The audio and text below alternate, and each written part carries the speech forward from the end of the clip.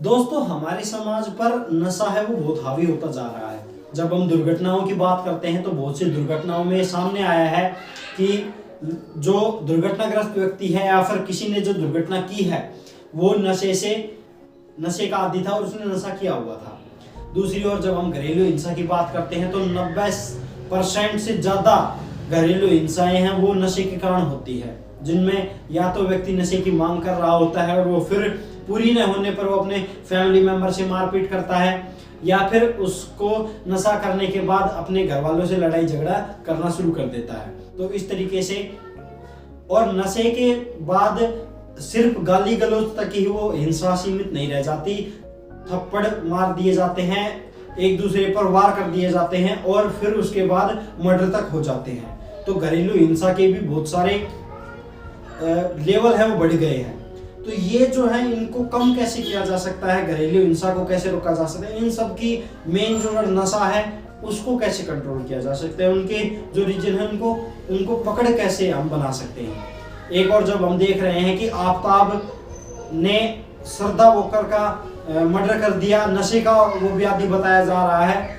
इस murder case की अभी पूरी छानबीन चल रही है। इससे पहले ही हमें एक और नया केस देखने को मिला है जो दिल्ली के पालम में घटित हुआ है, जिसमें एक लड़के ने जिसका नाम है केशव सैनी, उसने अपने फैमिली के 4 मेंबर का मर्डर कर दिया है। वो भी नशे का आदी बताया जा रहा है।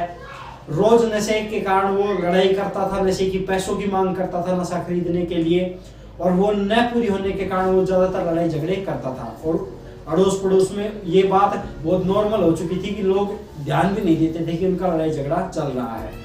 और कल की रात, ऐसी रात उनके परिवार वालों को पता भी नहीं चला कि किस तरीके से ये रात हमारी आखिरी रात होगी, क्योंकि लड़ाई झगड़ा करते करते इतना हावी हो गया वो उन पर। और उसने अपनी दादी, जिनका नाम दीवानो, जिनकी उम्र 75 वर्ष है, और उनके पिता जिनका नाम दिनेश, जिनकी उम्र 48 वर्ष है, और उनकी माँ जिनका नाम दर्शन, जिनकी उम्र 47 वर्ष, और अपनी बहन उर्वशी जिसकी उम्र 22 साल है, का मर्डर कर दिया चाकू से गोद कर। दूसरी ओर उनके मृतक के जो भतीजे हैं उनसे नीचे रहते थे, उनको जब लड़ाई झगड़े की आवाज सुनी तो उन्होंने ज्यादा सोचा नहीं। उन्होंने सोचा कि नॉर्मल बात होगी, डेली जैसे लड़ाई करते हैं वैसे ही उनका चल रहा होगा। लेकिन जब उनको उनकी बहन की आवाज सुनाई दी तो वो ऊपर गए और दरवाजे खटखटाए, दरवाजे अंदर से बंद मिले तो उन्होंने धक्का देकर दरवाजा खोलने की कोशिश की और दरवाजे खोले।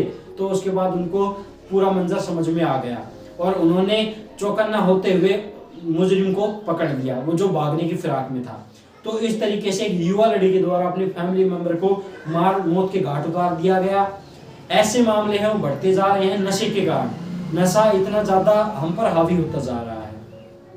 तो युवा लोगों द्वारा इस तरीके से मर्डर कर देना और अपने परिवार वालों का, अपने माता पिता, अपनी बहन का, अपनी दादी का, जिन्होंने बचपन से उनको पाला पोसा है, इतना काबिल बनाया है, लेकिन फिर भी एक ऐसी चीज जो सिर्फ शरीर खराब करती है, पैसे खराब करती है, उसके दबाव में आकर वो उनका खून कर देते हैं। ये हमारे समाज के लिए बहुत ही दुखद घटना है।